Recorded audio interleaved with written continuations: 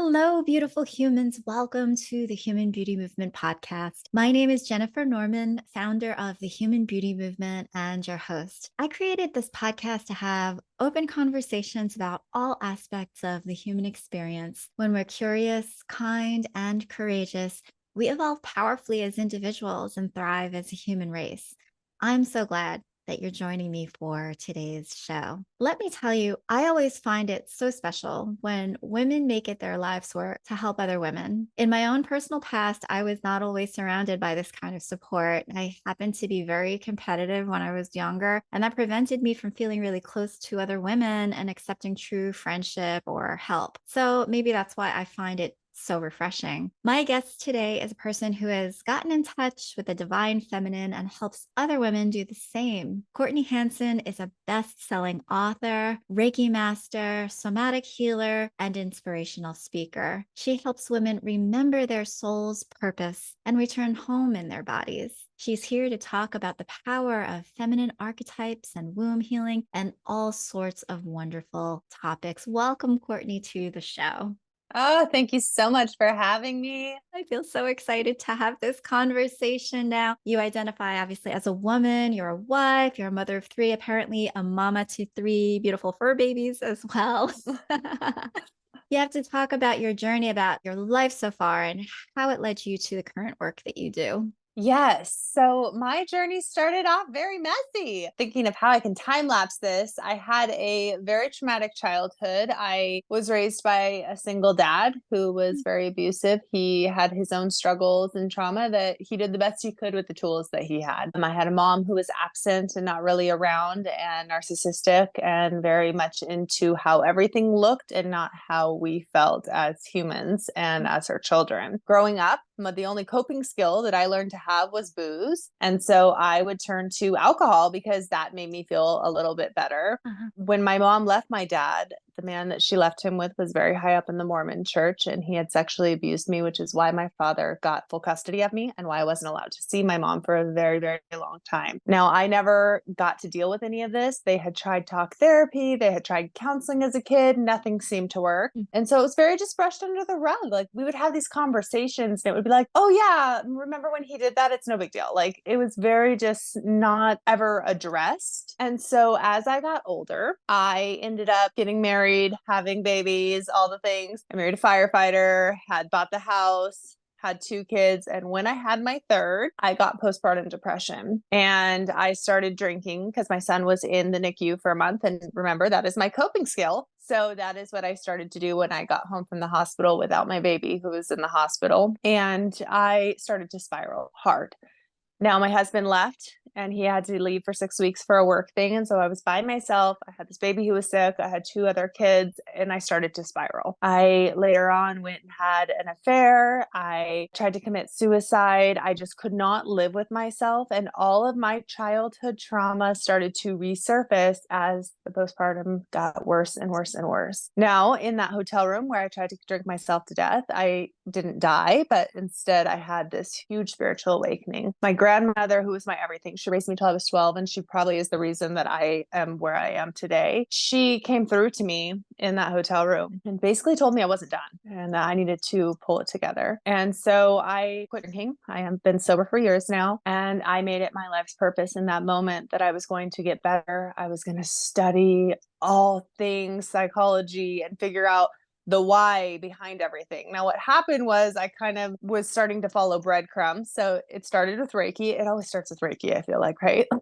Everyone starts with Reiki. And I then got into neuroscience, which got me into trauma therapy. I became so passionate about trauma, which led me to Jungian psychology. Yeah. Now, when I found Jungian psychology, what was really amazing was that for the first time in my life, taking the somatic therapy and the Reiki and everything that I did, I could combine these modalities and they all made sense and archetypes. Yes. I was like, oh my God, you don't have to be just the mother, maiden, and crone, right? You can be the creatrix, you can be the queen. Like you can embody these different things at different points in your life. And at any aspect that you're feeling something or you're trying to call something into your life, you can take on this archetype and you can embody the practices of this archetype. And it just made so much sense to me. But the information was not out there in a very tangible way for women to like it was out there on what they were, but not how to embody them. So that's where my book Within came from. It was during COVID that I wrote it. And I felt like there were so many people who were sitting with their trauma for the first time in their life. There was nothing to keep them busy.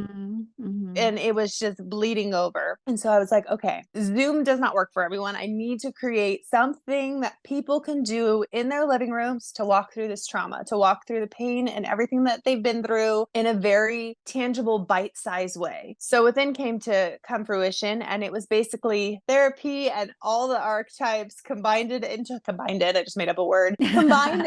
one that people could work through. They could practice embodiment. They could get in their shadow work. They could start doing the things, but in a very bite-sized way where it didn't feel like this overwhelming data input of all these different people's information. It could just be one thing at a time. I remember also when I first learned about Carl Jung and the archetypes, I was like, oh my God, this is so fascinating. And it's like a little rabbit hole that you want to go down and learn even more about. And you're like, it all makes sense. And then, tying it in with like the somatic healing, the Reiki, the other things that really develop a little bit more meaning out of how we are, why we act a certain way, how we behave, what our reactions are. So interesting. So I would love for you to share a little bit about what you learned in terms of feminine archetypes. If you can go over some of that. I know you mentioned a few of them, the Creatrix, the Maiden, the Crone, etc. Can you share a little bit just so that people have like a little bite-sized idea of what the archetypes are and how they might help people to learn a little bit more about themselves?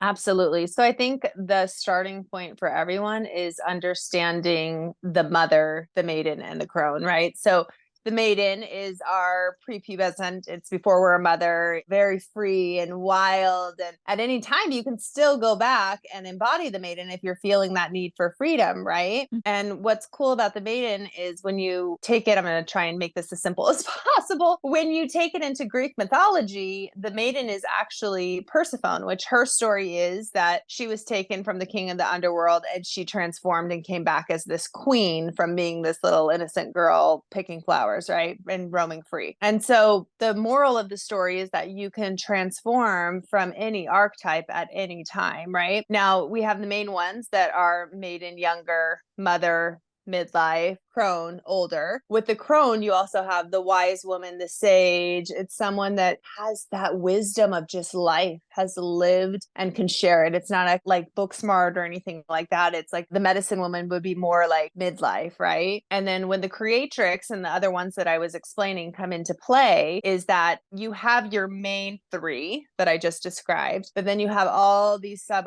archetypes that are things that you are trying to manifest and call into your life. So let's say that I am working on a big project for business and I need to channel that sacral energy, that creative sexual energy, that power, then I'm probably going to tune into like the lover or the creatrix, because that's going to channel that area that I need to make that come into a reality.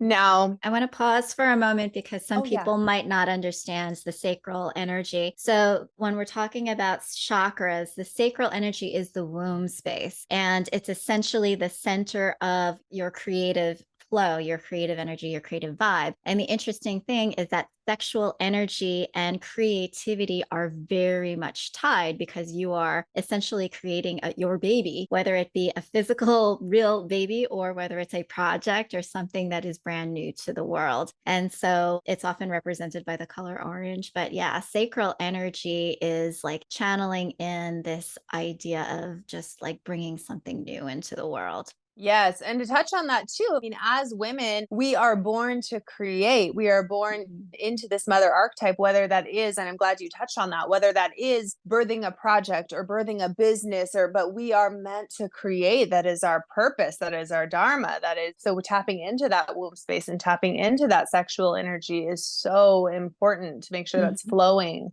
Yeah, yeah. And whether you're a man or a woman, we all have masculine and feminine energies. And so it's not necessarily just relative to females. It can be also males tapping into sexual energy, womb space energy in order to feel and fuel their creative space. I was just going to touch on that. You have the main archetypes and then you have these sub archetypes that you can reach into at any given time according to what is happening in your life. Yes. And you know what is so interesting is that a lot of times I'll go and I'll be like, oh, that's me. No, wait a minute. That's me too. Oh, wait a minute. And I'm like, I can be the maiden, the mother, and the crone at the same time. How is this possible? Am I just mixed up? What is going on here?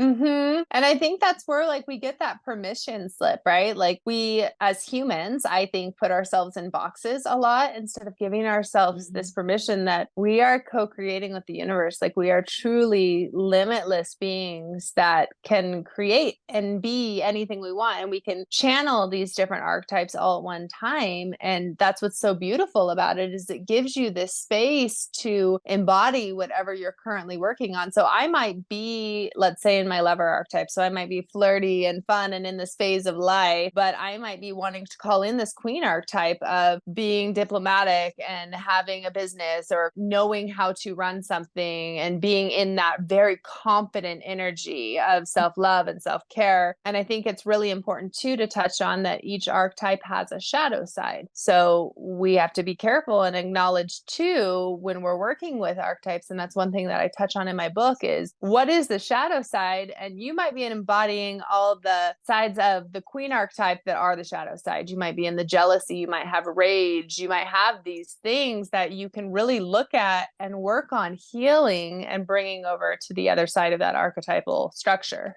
The book is called Within. I encourage everybody to go take a look at it. Now, I feel like on the journey of growing, evolving, being a child and becoming a woman, going through all of the phases of life, it's almost like we've lived 1,000 lives. And at any given point, you can identify with any number or any specific ones of these archetypes. And it's helpful. It's almost like a little bit of a roadmap, little pieces of yourself that you can say, yeah, these are the energies. This is what I call it. I understand it a little bit more. It's not necessarily to box you in and make you feel guilty, like, oh, this is my archetype. I'm not allowed to deviate from this. If I'm a mother, then I cannot be a crone or I cannot be a maiden. That's not really what this is about. It's essentially helping you to understand a little bit more of yourself, because some people do really need to have a little bit more of a logical imprint, I think, in order to gain a bit more understanding about what's going on, to gain a little bit of clarity and to define what's going on inside them. And also to be able to manifest. A lot of times we're spiritual beings having a human experience. Part of that manifestation is being able to make logic and order and meaning out of it. Those are masculine traits, but like combined with the feminine, it's very powerful. So you can take your spiritual essence, a bit of that chaos that we all kind of come to earth with, and then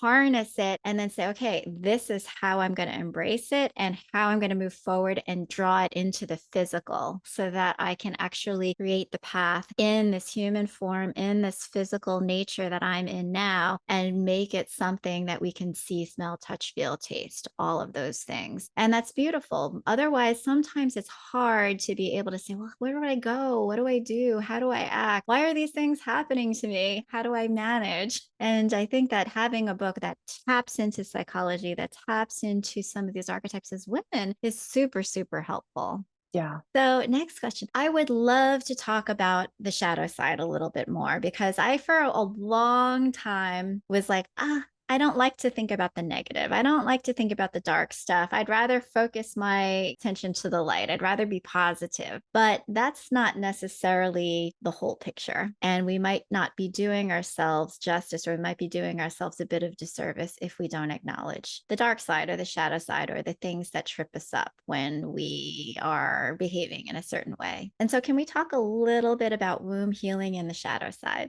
Yes, absolutely. So I think every human on the planet should be doing shadow work. Shadow work, it's not good or bad. It just is, right? Like, so our shadow is essentially, so we have three layers. We have the conscious, we have the subconscious, and then we have the unconscious. Now there's two layers to shadow work where you can access the subconscious, which is really more behaviors, patterns that we have that we don't like, right? And then we have the unconscious, which is stuff that we do that we're not even aware that we're doing. And we keep having these patterns in life and these things happen and this self-sabotaging behavior. And we're like, why am I doing this again? It's unconscious. Now, what shadow work does is it integrates all of the things that you've been running or hiding from yourself and brings them into light. And I love this metaphor that we're always searching for the light and always searching for all these positive things. But what if you're in this vast dark ocean and you don't see light anywhere because you are the lighthouse? That's how I like to think of shadow work, is that it is taking that light and bringing it up so that what was under the bed that looks like a big scary monster on the wall is really just a little teddy bear that's casting this huge shadow that feels very overwhelming, right? And so when we can take shadow work into, like I said, bite-sized pieces that are obtainable and don't cause fear, we come to this form of self-love that we're not just loving the parts of ourselves that are convenient, we're loving ourselves as a whole. And that's a huge part of womb healing too, right? Like getting rid of that guilt and shame that we carry from our past. And we can't change something until we become aware of it. And I think that's where shadow work comes in, and we start to steer away from the toxic positivity, because affirmations are great. Being positive is great. Being light is great. But we're also abandoning parts of ourselves by not having that full integration that shadow work gifts us. Yeah, I think that a lot of people are like, oh, you shouldn't be so angry, or why are you so upset? But sometimes you really just have to have those emotions. You have to give yourself permission to feel all of those feelings. It's part of being human. And if you cut those things off, it's almost as if it's really just stifling and stuffing it under the rug and not necessarily letting you feel and perhaps release a lot of the things that you might want to or need to release in order to really feel better. What are some of the best ways to get into shadow work if somebody's never heard of it before and this is the first time they're hearing it, and they're like, if I'm not unconscious of it, how am I supposed to even begin to know what to do? Yeah, I love that. There are so many different books out there that are based just on shadow work. I have shadow work in my book, but probably the simplest way is if you're listening today and you're like, okay, I'm ready. Let's do this. Let's dive in. Yeah. You can seriously just hop on Google and type in shadow prompts for whatever you're going through, and it'll give you journal prompt entries that you can start to flow. And like I said, you want to start small so you're not like at first.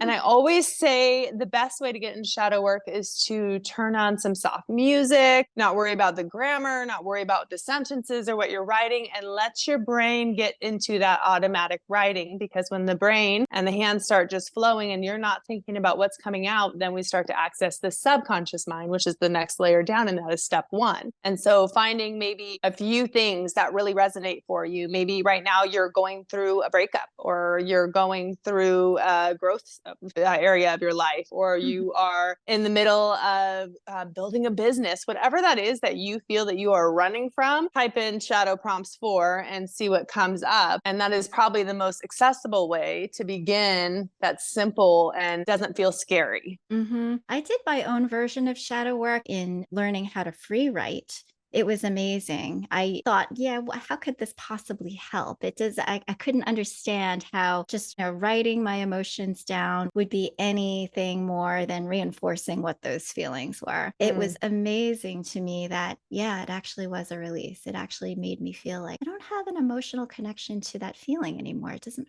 hurt. The pain isn't as significant anymore. There's something to this. As far as womb healing goes, I'm thinking about when people talk about like intergenerational and multi-generational healing. Is that similar to what you say when you talk about womb healing, or is it something different? There are several different layers to womb healing. There's that relationship for women, having a relationship with their yoni and not carrying the guilt and shame and healing that womb space, right? There's the physiological aspect to it. So if you've had a miscarriage or something has happened, or an abortion, or you've struggled or had a trauma to the womb space, cancer, something traumatic has happened to your womb space, then physiological womb healing, right? Then we have epigenetics, which is what you're talking about with the ancestral trauma and things like that, because we have an imprint of when we are in our mother's womb of all of her trauma that she went through. She has an imprint of the trauma that her mother went through when she was in her womb, right? And it gets passed down through our cells. And so we are literally carrying the generational trauma before we even have a fighting chance. And so with that, there is womb healing that we can do with epigenetics on healing that ancestral wound.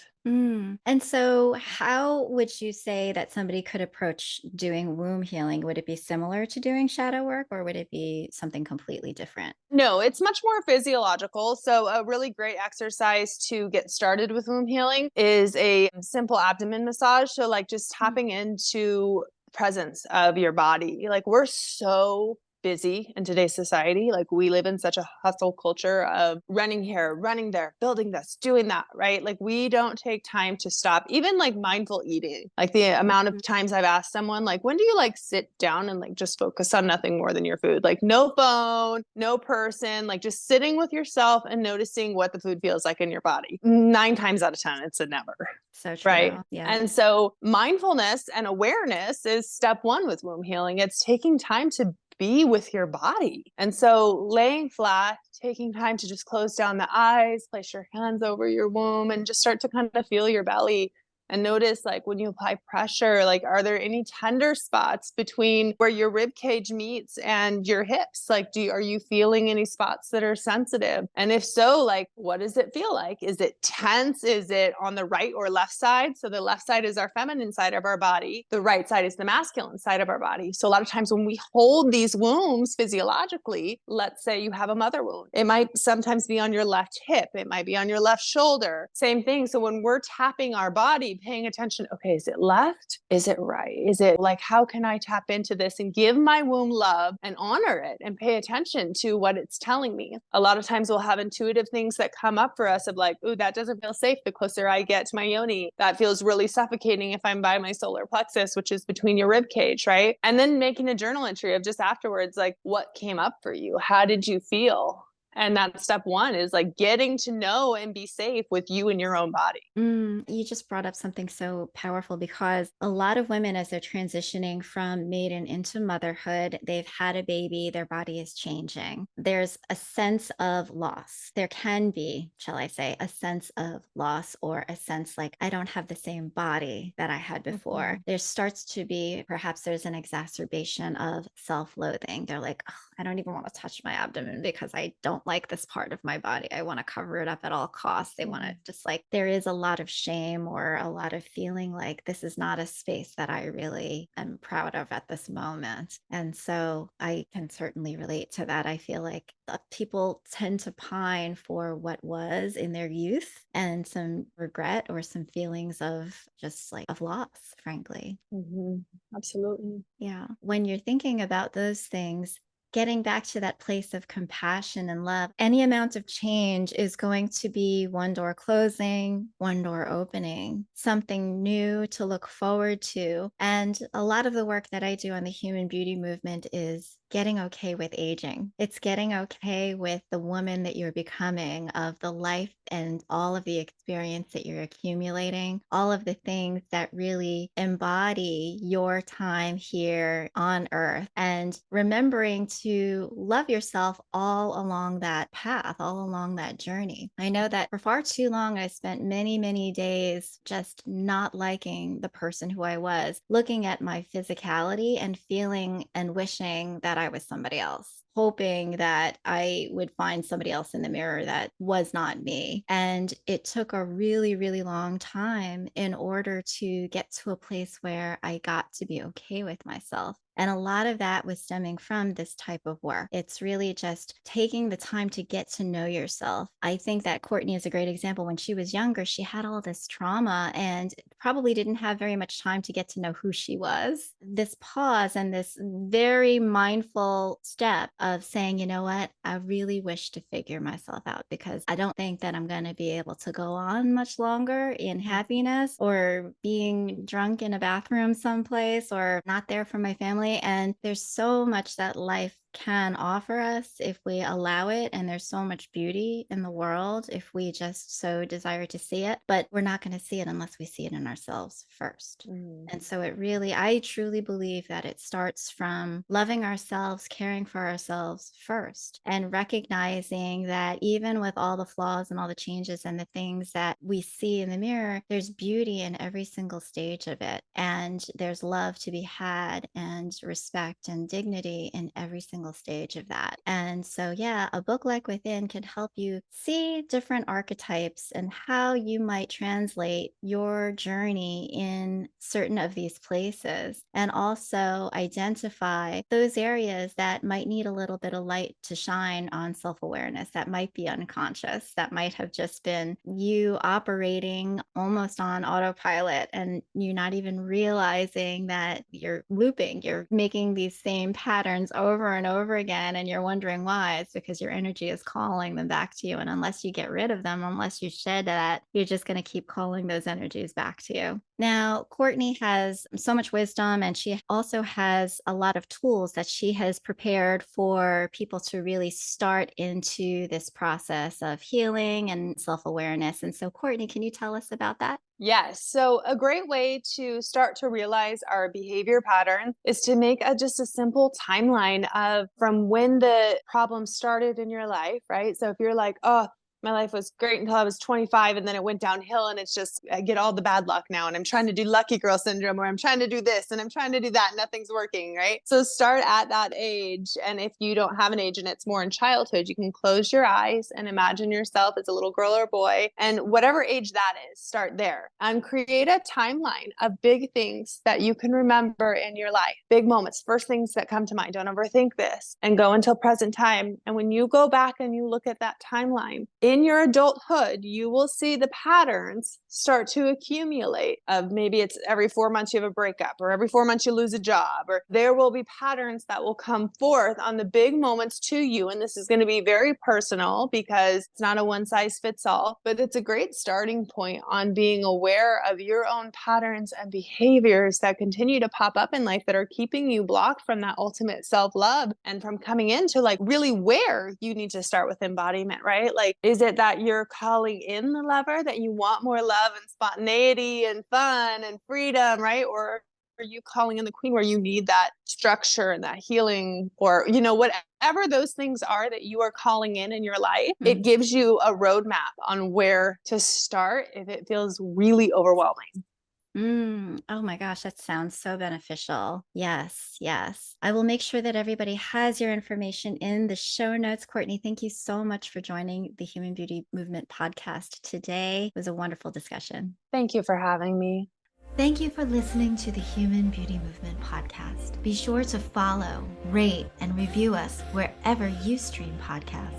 The Human Beauty Movement is a community-based platform that cultivates the beauty of humankind. Check out our workshops, find us on social media, and share our inspiration with all the beautiful humans in your life. Learn more at thehumanbeautymovement.com. Thank you so much for being a beautiful human.